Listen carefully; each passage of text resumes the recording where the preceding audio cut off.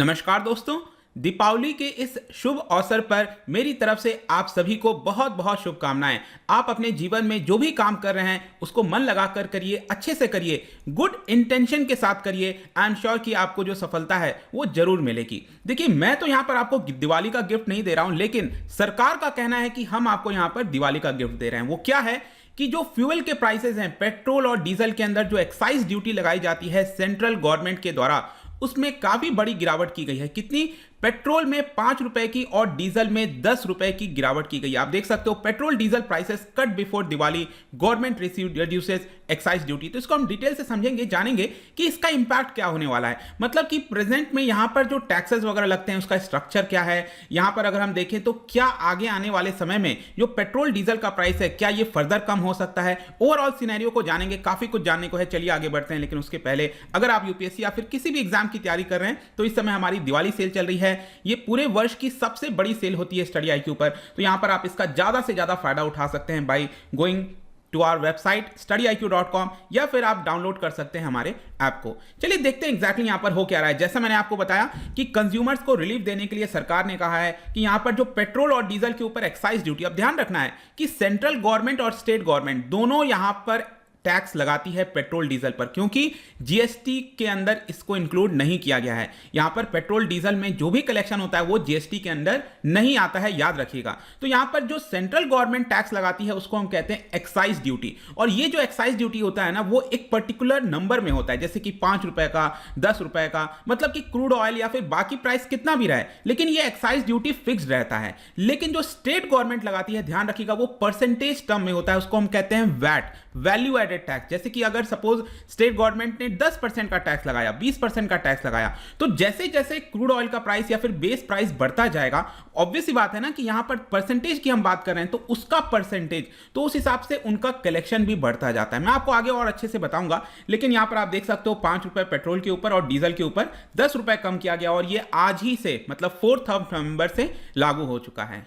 साथ ही साथ यहां पर सरकार ने अपने स्टेटमेंट में यह भी कहा कि जो डीजल के ऊपर हमने रिडक्शन किया है वो पेट्रोल का डबल है। पेट्रोल जैसे मैंने बताया 5 रुपए, तो इसके ऊपर 10 रुपए, तो उसका डायरेक्ट इंपैक्ट सरकार ये कह रही है कि जो फार्मर्स हैं, किसान हैं, उनको मिलने वाला है। क्योंकि जो भी जनरेटर सेट्स वगैरह चलाए जाते हैं डीजल के माध्यम से, तो यहां पर जो राबी सीजन है आपका, तो उसमें काफी बड़ा हेल्प करेगा फार्मर्स को। इसके अलावा यहां पर बताया जा रहा है कि सरकार ने बोला है कि जितने भी राज्य हैं वो अपना वैल्यू एडेड टैक्स भी कम करें, कि ताकि जो ओवरऑल प्राइस है पेट्रोल डीजल का वो कम हो सके। अब देखिए यहां पर जब हम बात करते हैं ना कि 5 रुपए का अचानक से गिरावट करना, डीजल में 10 रुपए की गिरावट करना, अच्छी बात है, बड़ी बात होती है, लेकिन क्या ये हाईएस्ट एवर रिडक्शन है? देखो अगर आप देखोगे तो यहां पर सबसे बड़ी गिरावट देखने को मिलेगी। कभी भी इतना बड़ा गिरावट नहीं किया गया है। लेकिन इसके साथ साथ आपको यह भी समझना है कि जब इसमें बढ़ोतरी की जा रही थी तो वो भी तो हाईएस्ट एवर था। जैसे कि याद होगा आपको, जब पैंडेमिक के दौरान मार्च से मई के महीने के बीच में आप देखिए सरकार ने पेट्रोल के ऊपर 13 रुपए की इजाफा किया था। जी हां, 13 रुपए का इजाफा हुआ था, एक्साइज ड्यूटी की मैं बात कर रहा हूं। और यहां पर 16 रुपए का इजाफा किया गया था डीजल के अंदर।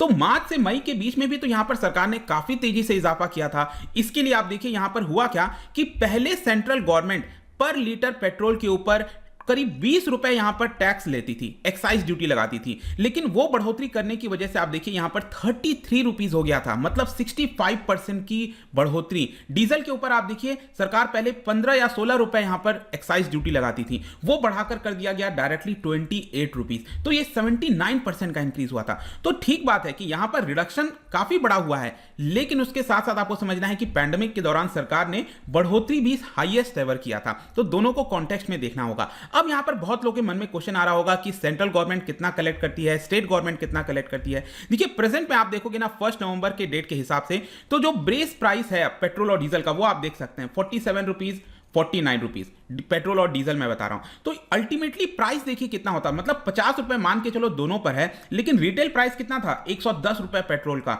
100 रुपए डीजल का। मतलब डीजल के ऊपर डबल हो जाता था जस्ट, और पेट्रोल के ऊपर आप देखिए यहां पर 55% एक्स्ट्रा सरकार लेती थी अलग अलग चीजों के माध्यम से। तो यहां पर आई होप कि आपको यह कनेक्शन समझ में आ रहा होगा। और जहां तक बात है कि जो एक्साइज ड्यूटी है, पहले आप देखो मैंने आपको बता दिया था कि 32-33 रुपीज कलेक्ट किया जाता था पेट्रोल पे, और डीजल के ऊपर सरकार करीब 31-32 रुपीज रुपीज कलेक्ट कर रही थी, और ये अब गिरकर आप देख सकते हैं 28 रुपीज हो जाएगा और डीजल में 28 रुपीज हो जाएगा। तो यहां पर जाहिर सी बात है कि ये जो 98 रुपीज है अब वापस से 90 या फिर 88 रुपीज के आसपास चला जाएगा, और ये जो पेट्रोल का प्राइस है वो भी 100 के नीचे चला जाएगा। लेकिन ये सिर्फ मैं दिल्ली की बात कर रहा हूं, बाकी जैसे मुंबई वगैरह आप देखोगे तो वहां पर प्राइसेस और भी ज्यादा हैं, क्योंकि वैट और ज्यादा लगता है। नीचे आप देख सकते हो वैट कितना सरकार लेती है, स्टेट गवर्नमेंट, ये भी आप यहां पर देख पाएंगे। लेकिन इसके साथ साथ एक और चीज मैं आपको बता दूं कि सेंट्रल गवर्नमेंट जो भी कलेक्शन करती है यहां पर एक्साइज ड्यूटी वगैरह, उसका करीब 41-42% जो फाइनेंस कमीशन है उसके अकॉर्डिंगली यहां पर स्टेट के साथ भी शेयर करना होता है।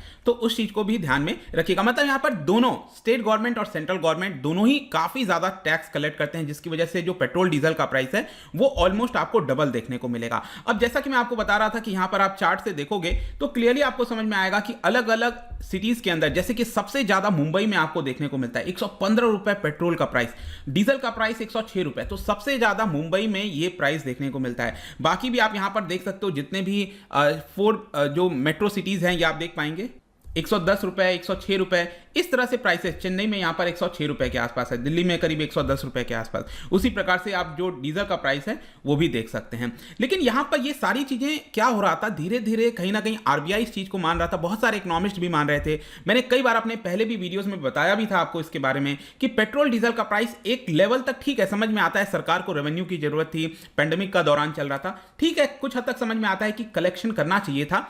लेकिन यहां पर एक लेवल से ज्यादा आप नहीं कर सकते हो, आपको समझना है। अल्टीमेटली इसका असर जो है वो इन्फ्लेशनरी में आपको देखने को मिलेगा। जिस प्रकार से इन्फ्लेशन है वो बढ़ सकता है, और ये कहीं ना कहीं हमारी अल्टीमेटली जो ग्रोथ है उसको भी इंपैक्ट कर सकता है। तो इस चीज को कहीं ना कहीं सरकार समझ रही थी, और फाइनली सरकार ने यही कहा कि देखिए हम नहीं चाहते थे कि यहां पर इन्फ्लेशन बहुत ज्यादा बढ़ जाए, और कहीं ना कहीं इसकी वजह से अब क्या होगा, जो कंजम्पशन है उसको बूस्ट मिलेगा और इन्फ्लेशन भी चेक में रहेगा। और इसके साथ साथ आपको मॉनेटरी जो पॉलिसी है उसको भी लिंक करना है, क्योंकि बाई मंथली मॉनेटरी पॉलिसी आती है आपको, और आरबीआई अब लेकर आने वाली है अगले महीने फिर से। तो उसमें भी होगा क्या कि आरबीआई के पास एक कंफर्ट जोन आ जाएगा कि चलो यहां पर कहीं ना कहीं पेट्रोल डीजल का प्राइस कम करने से आगे आने वाले समय में जो इन्फ्लेशन है वो थोड़ा सा काबू में रहेगा, अदरवाइज ये काफी ज्यादा चला जाता। अब अल्टीमेटली फाइनल क्वेश्चन आता है कि इससे सरकार का लॉस कितना होने वाला है। तो देखिए यहां पर ये जो रिडक्शन हुआ है, ये मैं सिर्फ एक्साइज ड्यूटी की बात कर रहा हूं, जो एक्साइज ड्यूटी सेंट्रल गवर्नमेंट ने रिड्यूस किया है, इसकी वजह से करीब करीब हर साल 1 लाख करोड़ का लॉस होने वाला है। जी हां, करीब आप कह सकते हो हर महीने सरकार को 8700 करोड़ रुपीस का लॉस होगा। अब इसको आप लॉस भी बोल सकते हैं या फिर रेवेन्यू फॉरगॉन, या फिर जो भी आप कहिए, मतलब जो रेवेन्यू आना था, जो अभी सरकार कलेक्ट कर रही थी, उसमें एक प्रकार से रिडक्शन हो जाएगा, आप कह सकते हैं, ठीक है। और जो अभी करंट का फिस्कल ईयर चल रहा है, क्योंकि ऑलरेडी 6-7 महीने जा चुके हैं, तो बाकी का जो बचा है इसमें करीब 43,000 करोड़ का सरकार का यहां पर लॉस होने वाला है। इसके पहले अगर आप देखोगे तो यहां पर आप देख पाएंगे कि सरकार ने जिस प्रकार से इंक्रीज किया था एक्साइज ड्यूटी और वैट वगैरह, उससे करीब 33% का इंक्रीज देखने को मिला था पिछले साल के मुकाबले। प्री कोविड लेवल से देखो तो 79% का जंप हुआ था सरकार के रेवेन्यू में।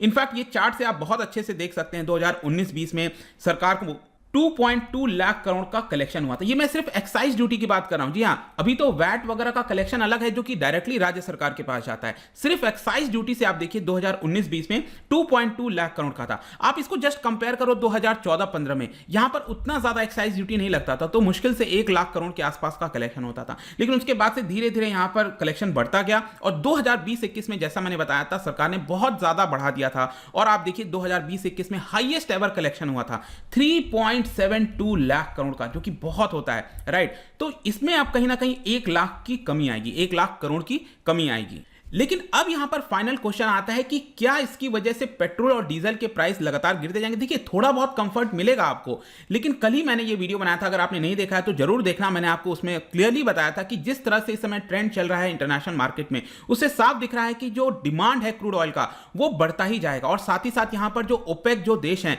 वो सप्लाई बढ़ाने के लिए तैयार नहीं है। तो करंट अगर यही सिचुएशन रहा तो आगे आने वाले समय में ऐसा ज्यादातर बताया जा रहा है कि पेट्रोल डीजल का प्राइस 150 भी जा सकता था, और इसी को देखते हुए कहीं ना कहीं सरकार को यह चीज लगा और उन्होंने इसको 5 रुपए और 10 रुपए कट करने की कोशिश की। आप देख सकते हो 2008 में जो जो पर बैरल का प्राइस था क्रूड ऑयल का, उसके हिसाब से पेट्रोल का प्राइस कितना था। आज यहां पर $85 पर बैरल के आसपास चल रहा है, तो पेट्रोल का प्राइस 110 रुपए के आसपास चल रहा है। तो आप इसी से समझ सकते हो कि अगर क्रूड ऑयल का प्राइस 2008 के आसपास ये वाला प्राइस चला गया तो डेफिनेटली आपको काफी हाई पेट्रोल डीजल के ऊपर प्राइस देना पड़ेगा। लेकिन ये सारी चीजों को देखते हुए अब एक और चीज ये हुआ है कि कई सारे राज्य, स्पेशली यहां पर जो एनडीए रूल्ड स्टेट हैं, क्योंकि सेंट्रल में एनडीए की सरकार है, तो उसको देखते हुए करीब 9 स्टेट्स ऐसे हैं जिन्होंने अनाउंस किया है कि वो भी अपने वैट के अंदर रिडक्शन करेंगे। जैसे असम हो गया, आई थिंक शायद कल मैं ट्वीट देख रहा था, तो उसके अंदर भी रिडक्शन किया गया है। देखते हैं बाकी के राज्य इसको करते हैं कि नहीं, बट आई होप कि इस वीडियो के माध्यम से जो भी आपके मन में डाउट था क्या हो रहा है क्या नहीं, सब कुछ समझ में आ गया होगा। जाने से पहले एक बहुत ही इंटरेस्टिंग क्वेश्चन,